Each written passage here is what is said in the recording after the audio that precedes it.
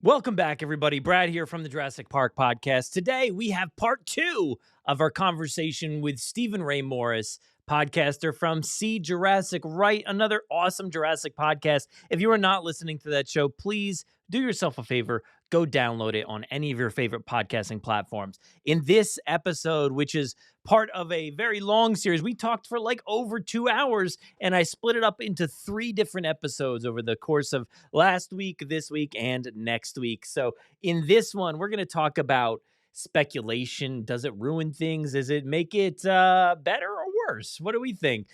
We talk a little bit about lore. Does it matter? Do younger folks care about lore? I don't know. Who cares about lore anymore? Do we care? I don't know. But we also talk about Mattel a lot. We talk about the crowd fund. We talk about building parks as kids. We talked about so much Mattel stuff. And there's a lot more, I think, coming in the next episode. So stay tuned to next week. But please go to our website, JurassicParkPodcast.com. Find all of our great stuff over there. Please download the episode on Spotify, Apple Podcasts, wherever you listen to podcasts, because there's a different production over on their podcast feed. But thank you so much. We hope you enjoy this video with Stephen Ray Morris from See Jurassic Right.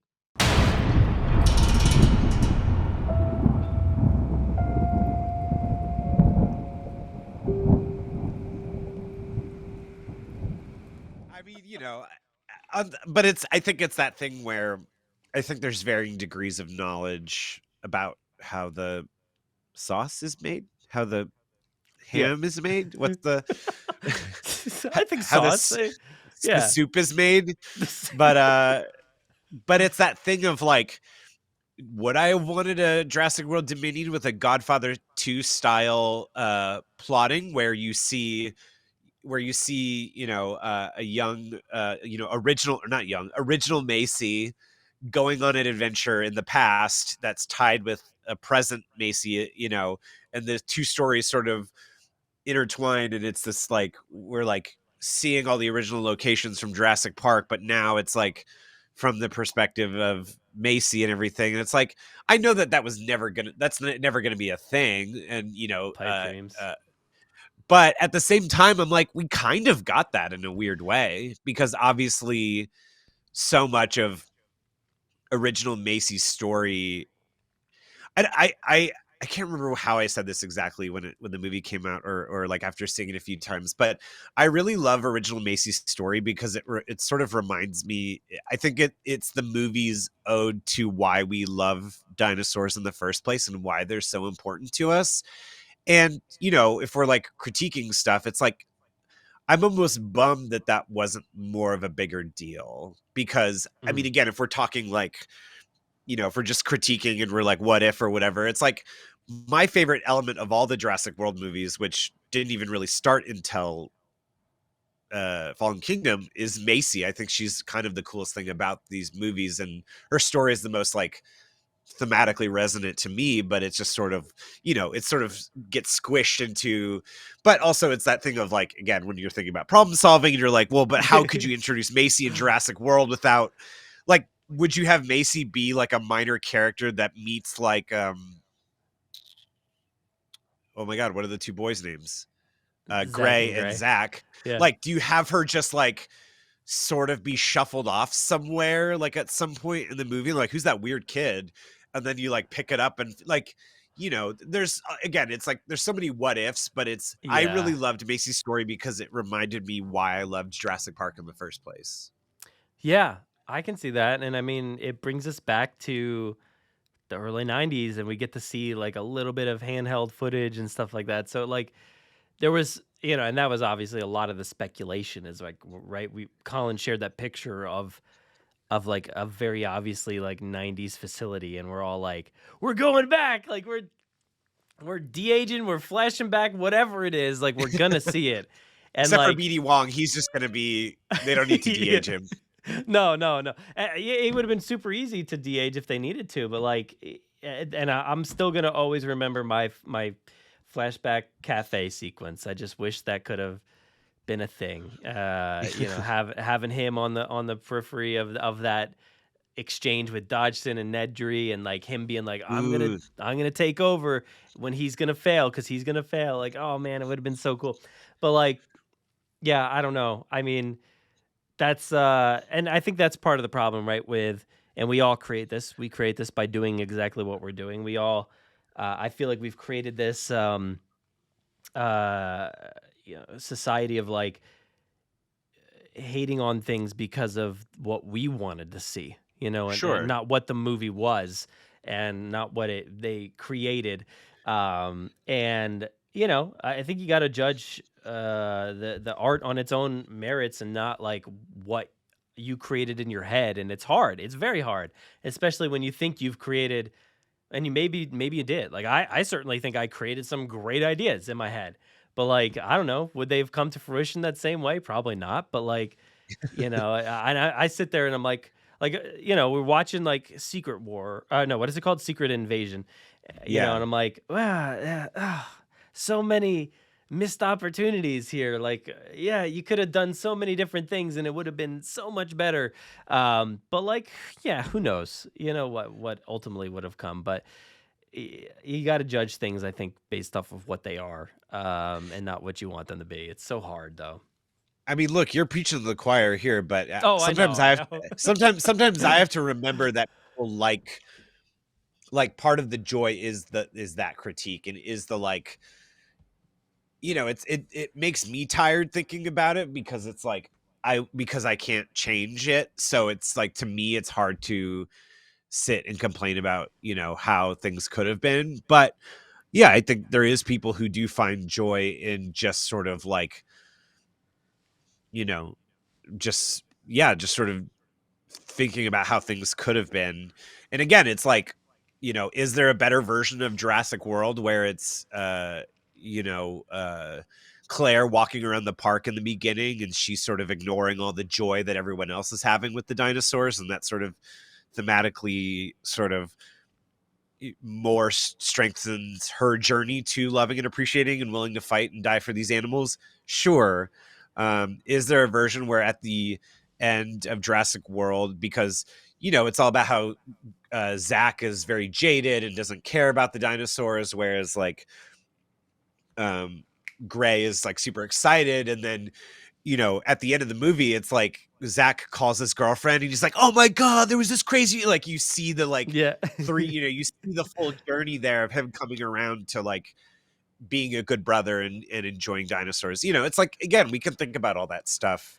I wonder, and maybe, I don't know if you have any ideas on this, but like, where do we put this energy, or where do we put these kind of things? It's like, is there a repository for the what ifs, or like, that sort of thing? I don't know. Well, I've always wanted that TV show. Like Marvel did it, and I think they did a fun job with that TV show. And I would love to see that for Jurassic. I think that would be a perfect place to show, like, what if Nedry didn't do what he did? Like, how cool would that be as a story, to get to see Jurassic Park thrive, and get to see, what if the hurricane didn't wipe out any facilities on Sorna, or whatever. Like, just to see these things like actually come to fruition would be super cool. And I think like there's like endless routes you could really take. I can't think of any at the top of my head, really, but like, except for those two. But well, it's funny that you say that, because I just remember now, at some point, I think maybe it was last year or maybe the year before, who knows, but time. but I think I remember talking to you briefly about it. But I think I do want to do an episode like that, where it, See Jurassic Right, where I just chat with, everybody from the community, and we kind of have fun with that, where it's like, and I was thinking of, because again, it's like, I think with Marvel stuff, and you think of like Nexus beings or whatever, it's like, yeah, like these critical moments of Jurassic Park lore. And yeah, it's like, what if the hurricane never wiped out Sorna? What if Nedry got off the island? What if Rexy never came to the visitor center? Like, yeah. Have you ever? I don't. We've done a few episodes with that robot 2XL. Do you remember that thing? That it's like a talking robot from like the 80s and 90s or something like that. Yeah, yeah. And it has that tape Chaos in Jurassic Park, and you do the choose your own adventure. And Oh, like yeah, yeah. there's like several like really, really interesting stories in there. And it's like I've done it. My, buddy Aaron will play the tape and tell me, and I'll read out the answer. Like, I want you to pick number 1 or A or whatever the numbers and letters are. And when you get to the end of the story, you're like, my mind's blown. Like, I didn't know Jurassic Park could be that way. So Yeah. that would be totally amazing to see what that could be. And, animation is the perfect place for that. You don't need to create massive sets or DH people. You just draw them. And I'm like, yeah, I get it. I accept it. I want to see that. Let's go. What if Cooper had to kill the Spinosaurus single? What was it writing this? When did I write this? This was like it's in not 2021. Good to look back at old notes. It's just not good. What if Kirby's went to Isla Sorna without Alan Grant? Now that would be fun. Okay, it is good to look at old notes. What if Miss Ronnie successfully killed the Indominus? That's fun. Ooh, oh, I like that. That'd be fun. Cool. But, like, yeah, it's. I think maybe it's like when we're in this what if space, we're allowing ourselves to critique the movies, but in like a fun, or at least fun for us, a fun for us kind of way. Yeah, I think that you should do that. That would be a great episode. Like, I think like so many people with so many theories, because everybody's got an opinion on like what would have went down if whatever happened. That'd be so cool. Gosh, yeah. I mean, that's. I was going to ask you this earlier. Have you watched any of the other films? And I think you have. But have you watched any of the other Jurassic films since watching Dominion? Yeah. I mean, I'm pretty sure. Definitely Jurassic Park for sure. Yeah. And I really wanted to, and I don't think I've rewatched Fallen Kingdom since, but like I really wanted to like go back and see that since. But and even Camp Cretaceous, like I wanted to see like, because there was like little threads there, but like I don't know, I feel like this story or these stories, all of them, are so like they're connected, but like just barely enough. They don't need to be. It's not Star Wars. It's not Marvel, and they don't need to be like riddled with threads to connect everything. So sometimes I'm like, whatever. It doesn't matter. I don't know if I need to. Well, yeah, it's so present in our lives that I never think to go back and watch the other movies before seeing. Yeah. Do you know what I mean? No. Like, I'm a big rewatcher of everything. That's why it's getting so bad, because when you have to watch 6 Mission Impossibles before seeing the next one. Oh my God. 5 Jurassics and how many Star Wars. Like I know like Ahsoka's coming up, and I'm like, well, I mean, I gotta rewatch all of Star Wars Rebels. I gotta rewatch. I thought you were gonna say, and Mandalorian too. And I gotta see the Mandalorian episodes that she's in.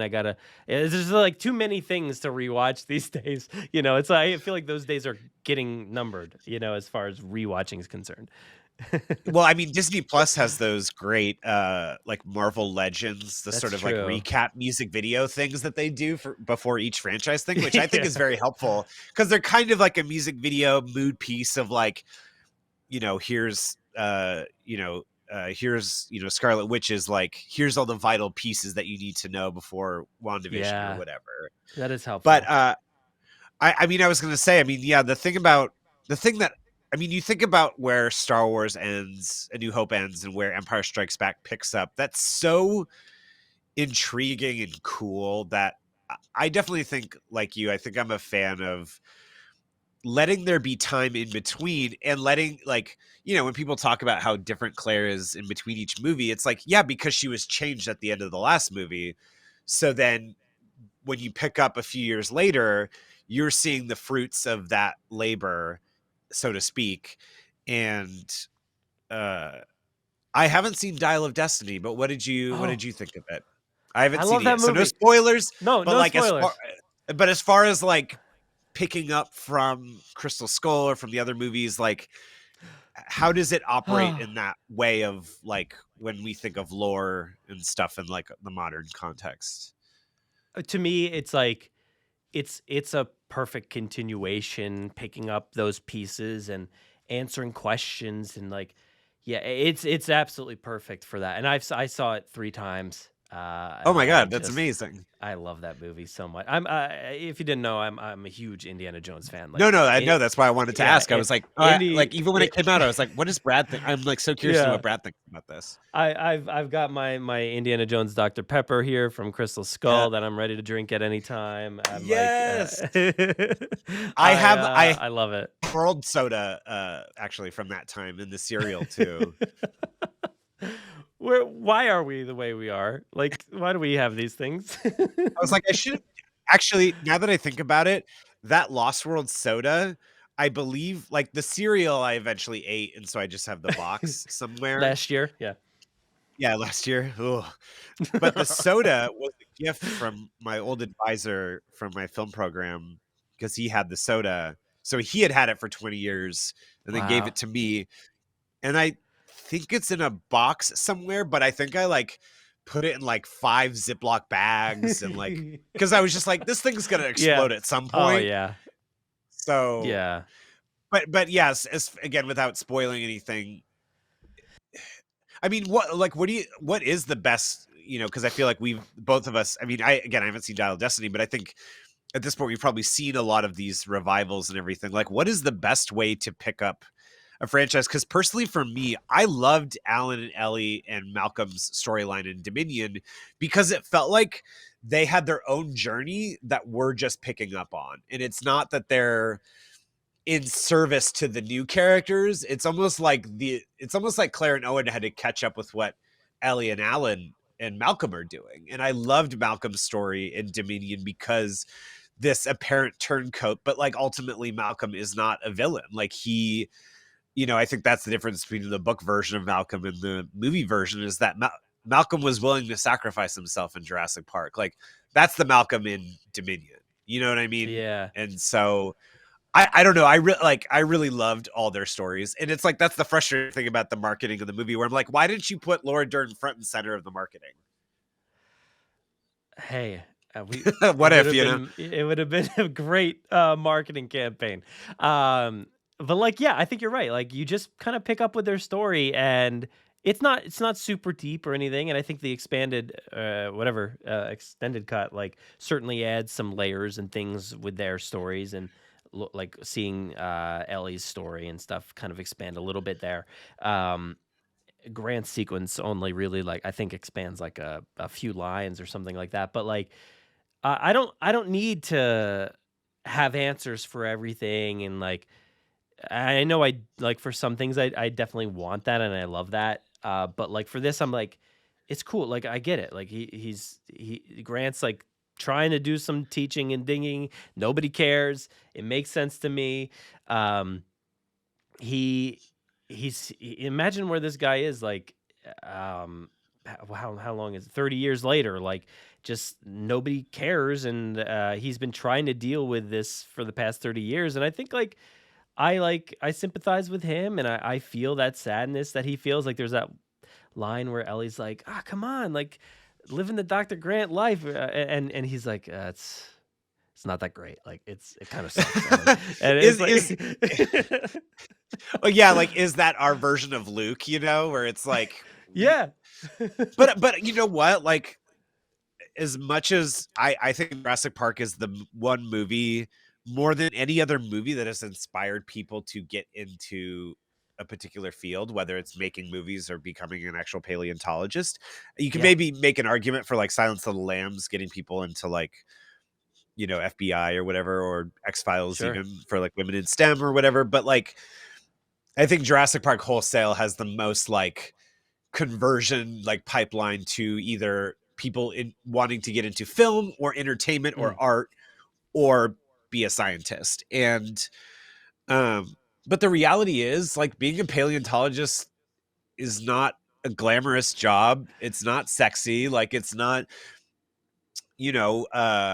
when I used to work on Ologies, the science podcast, I remember we interviewed Ali Ward, the host, interviewed a paleontologist, and it's just like, half these people are volunteers. It's scrounging up. It's like, I mean, maybe that's like a hard thing to deal with because it's like, I almost double majored in film and geology / paleontology in college, but was like, I'm not good at math and I didn't want to get up early for the prereqs or whatever. So I chose entertainment. But like, I think there is some value to showing that idea that like, but ultimately Alan is very important in the movie because it's kind of like a role reversal thing where like he's the emotional support boyfriend to Ellie's journey.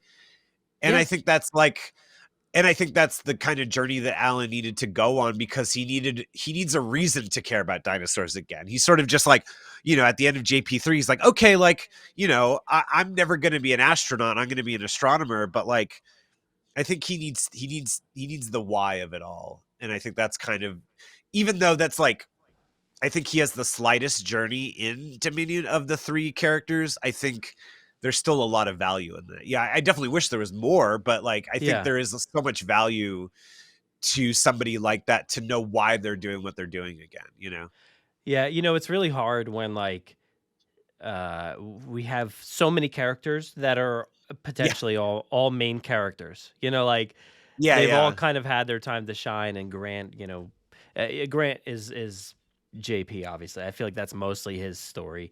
And then obviously Lost World with Malcolm. Ellie never really got her time to shine. Obviously the new characters got their time in the first two Jurassic Worlds. And like, now it's her turn to kind of, and everybody's looking towards Grant and Malcolm like, oh, they didn't get enough screen time and they whatever. But I think there was still like value to them, and I liked the comedy of it all. Like I liked it was really good. The love comedy story writing was so good.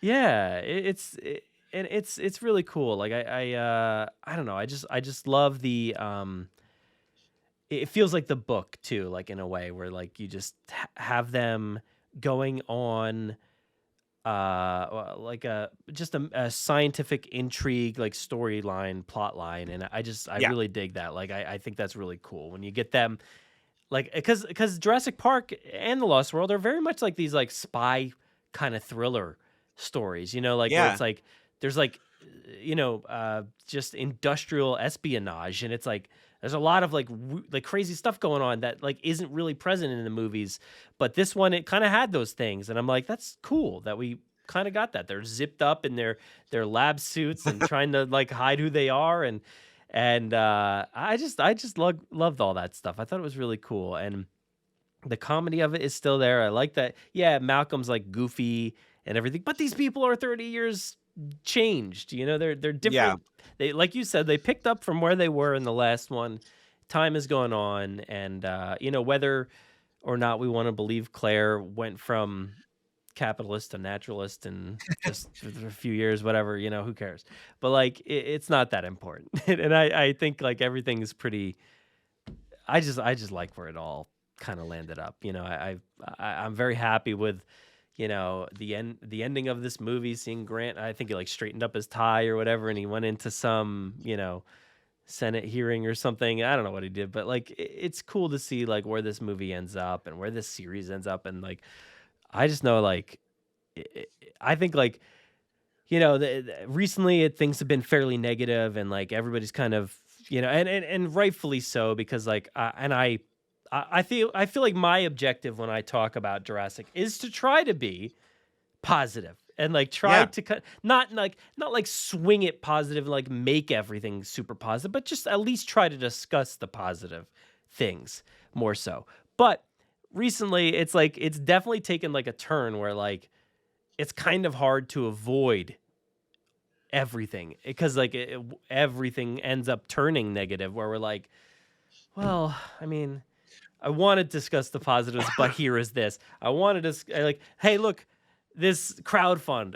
Whoa, cool toys. No way it's funding. And guess what? It didn't fund. Like, so stuff like that, where it's like inevitable that we discuss the negatives, but like sitting here 8 years later, been doing podcasting about this movie or these movies, like it's like I'm pretty happy with where we are and like what we've talked about and like how this series has advanced and stuff. And yes, do I like along the way, do I think there could have been more comic books, more video games, more whatever, this or that? Yes, absolutely. But like, like I said with the 30th anniversary, like, it wasn't like the grand slam that everybody wanted it to be, but like there was still like a lot, like when you look at the list, there's still a lot of things on there to have fun and celebrate and to buy merch. And like, I'm pretty happy with what I was able to do at the end of that, For sure. And I think that to your point about, excuse me, about I choked on my thing when you mentioned the Mattel thing because I actually saw the physical thing at Comic-Con. Oh yeah, and it's so funny because I have been out of the loop about certain things, and so I turned to Corey and I'm like, "Oh my gosh, like, wait, is that going to be a real thing?" And he's like, "Well," and then he like filled me in about the crowdfunding thing, and I was like, and then I looked at it, and it's like, look, I love Mattel. I think I've been on record a few times saying that I think that the toys are kind of the greatest legacy of this new trilogy. Is I love the movies, I love everything, but like again, like I had dinner with Britt Schatz the other like a month ago or whatever, and I was like, damn you for like making these toys so incredible, so that I would like now like I have an entire wall of toys over here. You know what I mean? It's just like, yeah, I do. I mean, but that is sort of. When we were talking earlier about sort of recreating the magic of Jurassic Park, getting the Brachiosaurus toy, and I'm so excited for that Hammond collection version, but like getting that original Brachiosaurus toy a few years ago, I felt like a kid again. You know what I mean? And in that bit of Jurassic Park magic that, we've all kind of been striving for to some degree or another. I think there was real magic in that moment, getting that toy. Like I really felt like, oh my gosh, like I truly am transported. And then it's just very funny too, where it's like I look at that Mattel Creations thing, and it's like, of course that thing's not going to get funded. It's like we don't need that much. Like you think about the original, like the command compound center toy, the original visitor center set, and it's like that thing just had little plastic things for fire, and the door like opened, and you had the little break apart piece. And then you had the fences all tied in together. It's like, I don't know. The thing that I love about the Mattel toys is that they are affordable, that everyone can get them, and yet the quality for the price and what they are, and the fact that they're all in scale, like it's so much more than I ever could have dreamed of as a kid. I almost think that maybe like, again, like I definitely took a break from collecting toys because I can't get them in every color, but like, it just was like a thing where I'm like, I'm looking at that set and I'm like, it looks incredible. Believe me, I wanted it, but I'm like, just throw up the gates. We don't need the electronics. Like, I don't know. I would have I feel like the point of the Mattel toys was like, I'm just not somebody who's going to take I'm not going to do car payments for toys. Like I just, and look, I'm only being like, really, I'm only teasing people because I know people out there who have collectibles, statuettes that they pay, that they have like $50 payments every month to afford them. I'm just too all over the place. Like I'm buying new toys all the time, cheap toys, and I like to have a rotating thing. Like I just got this, I think it's Slag or Slug from Transformers, the Sauropod Dinobot. That's and awesome. It was kind of expensive, but at the same time, I'm just like, I don't know, for $40, like I'm getting so much joy out of this. Do I need it to? I don't know.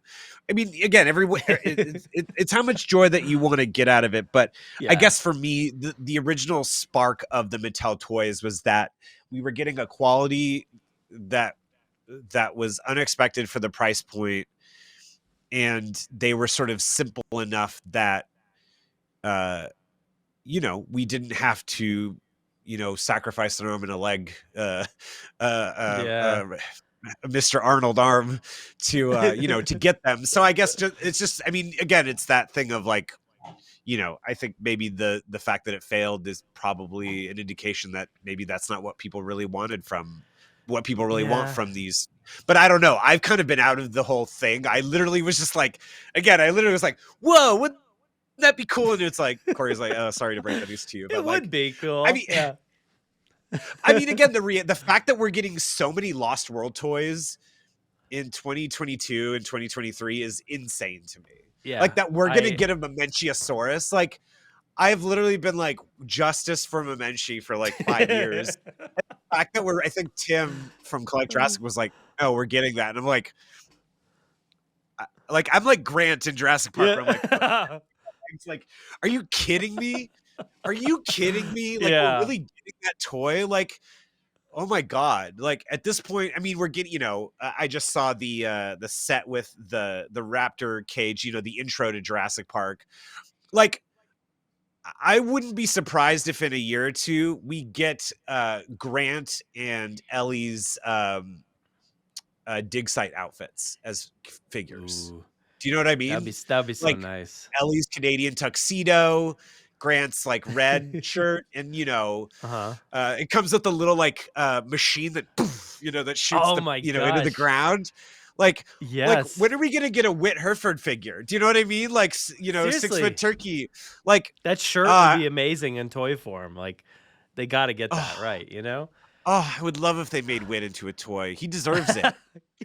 Like one of the most iconic Jurassic Park characters, you know, who doesn't really have a name. I mean, Eddie is his name, but like, you know, like in the movie, I think he's just like listed as Dinosaur Kid or whatever, you know. Well, to the point where everybody assumed his name was Owen Grady, you know. It's like, you know, it's just like it's a major character to us.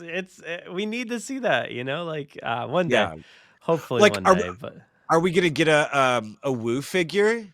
Oh my God, you know, from Jurassic Park, mean, like. Maybe. I was staking my claim in like San Diego Comic-Con. We're getting it at San Diego Comic-Con. It's going to be the exclusive. And then here comes Steven Spielberg, and I'm like, oh, I mean, I didn't expect that at all. Yeah, I mean, so like, yeah, like what the hell? And it just shows like and that thing, like Steven Spielberg. I think it was like on sale for quite a while. I don't know what the status is now, but like, it's probably done. I would assume, but like, the fact that like that toy was spreading across all corners of the internet, yet the other one was like nobody would back it, you know. But like this one's like everybody wants Steven Spielberg.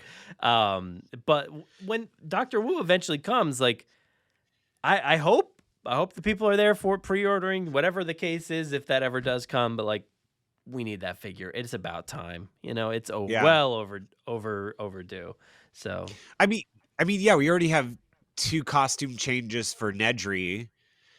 We have a costume change for Ellie as well, you know, because she's got the jacket in the car, in the Jeep. Oh yeah. And I mean, we have the Malcolm shirt open, everying. And I guess Lost World Malcolm too, right? At some point. Yes, right. Yeah, I saw that again at Comic-Con.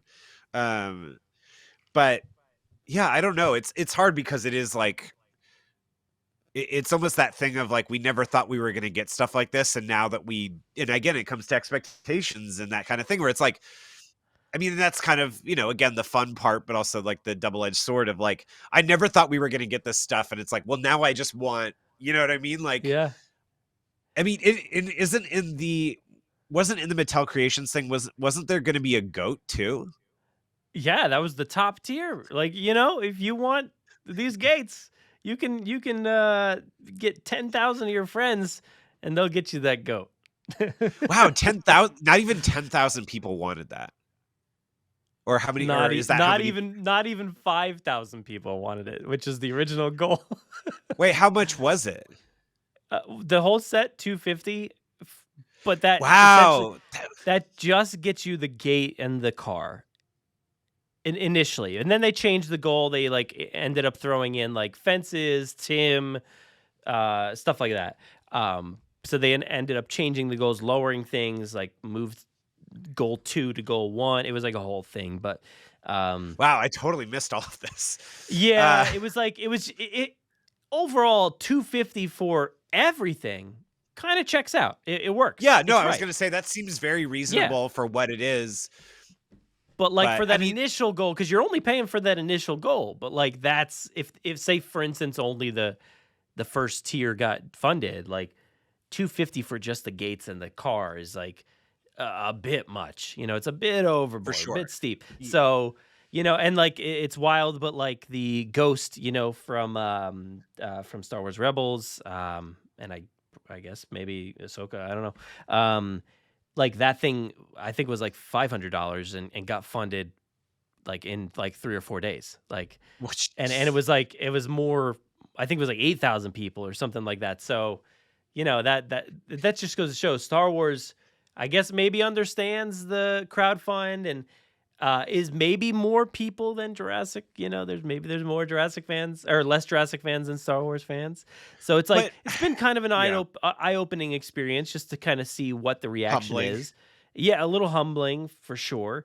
And I think people need to like temper their expectations as far as like what the community should have done. I feel like a lot of people have been like attacking. The community is terrible. Why didn't you support this? Blah, blah, blah. But like, not everybody can support it. Like, don't get on the community for doing this. Like, if you do want to get on somebody, get on Mattel, I guess. But like, I love what they do, but like, maybe those tiers were wrong, and maybe it was too expensive for what they offered or whatever. But like, I think like the community did the best they could, for what they, especially if you look at the international ones. Like international people in my live stream were like, "This thing's $500. Like this is $400. Like Jesus, I cannot afford this thing." So like, I can't blame the community. One of my favorite experiences was I went to Star Wars Celebration last year very briefly, and I just remember walking back to my car and making friends with this guy. He must have been from like the Ukraine or some other Eastern European country, and he was just like waiting for his lift with Jabba's sail barge. This like huge Return of the Jedi toy that like again would have killed to have as a kid. But it's like it's just wild to me that was like a thing that was just on sale that you could get. And I don't mean to critique what choice of toy that they made with Mattel, but I wonder if there was a bit of like, we've seen the gate, we've had variations of it.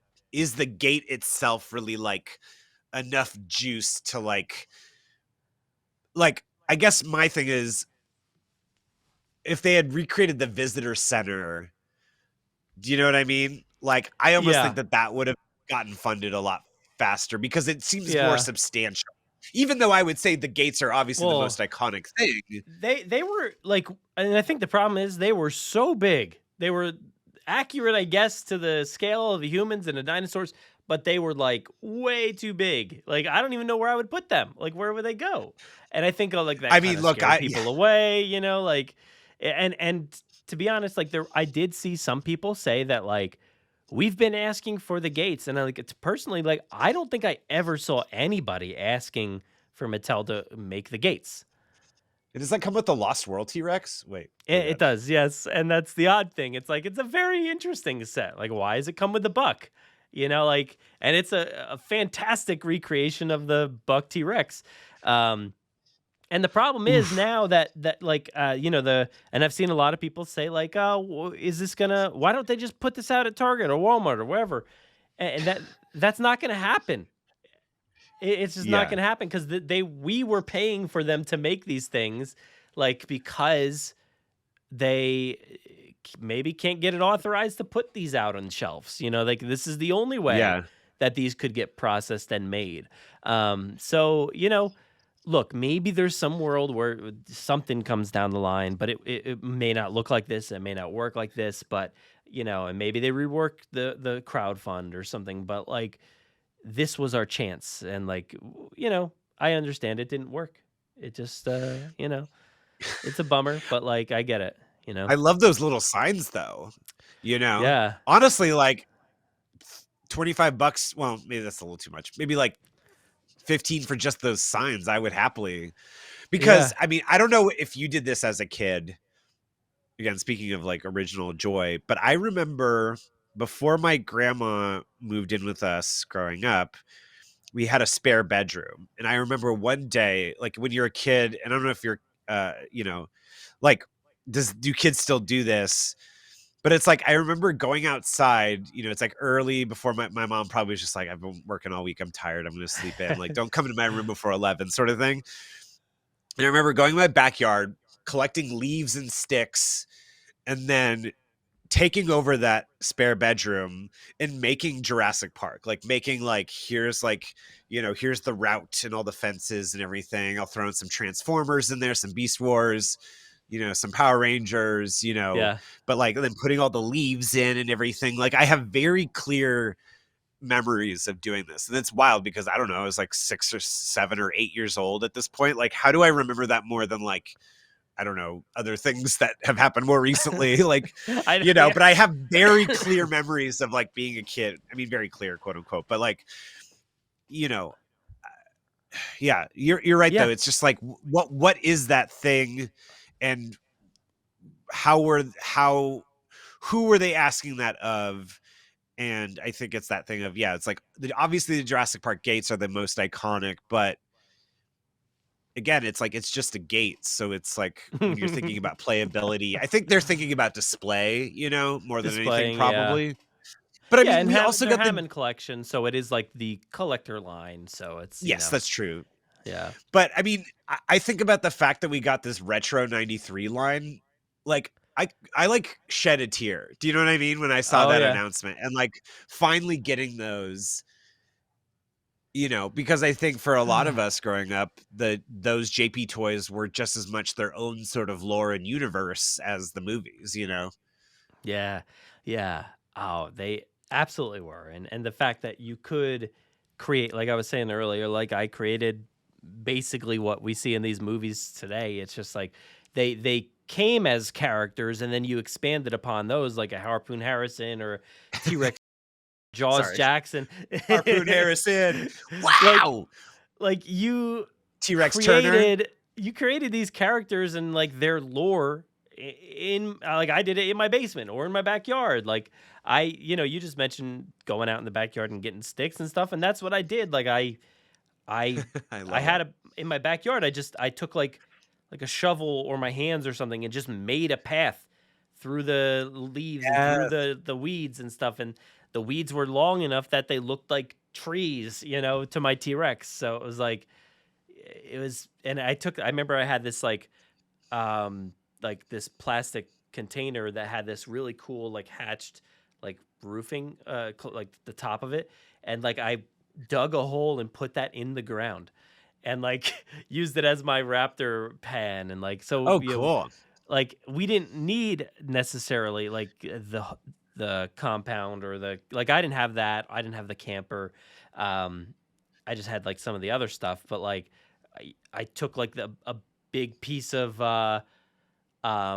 like an air conditioning unit that was, excuse me, I've got a little cold, but like, in my backyard for some reason, I just made that a building. But yeah, like I just grabbed like whatever was available to like make my park. And that to me, like you said, like, how do I remember that stuff? Like like to me, I don't know if I remember vivid details of like the park and doing these things, but like I remember that image in my brain. Like it's just seared in there of like what I created. I can like imagine my basement, like what it looked like and where everything was set up and the different places I would do it. And I'll tell you today, like my son is, not right now, but he goes in the basement and every now and then he'll set up a Jurassic Park and he just he'll just like create his own little pens and little, walkways. And he has like a Duplo Lego train or something. And he makes a train path and then puts dinosaurs on either side of it. And so like that idea still exists and it's still, something that kids do. And it's exciting to see. And I love that. Like, I love that. Like it's just mind blowing to me that like, I still remember being that age and playing with those toys and whatever. And now it's happening to my kid. And it's just like, it's super wild. Like it's super wild to see. That's so lovely. And that just had me thinking too, that I think a lot of this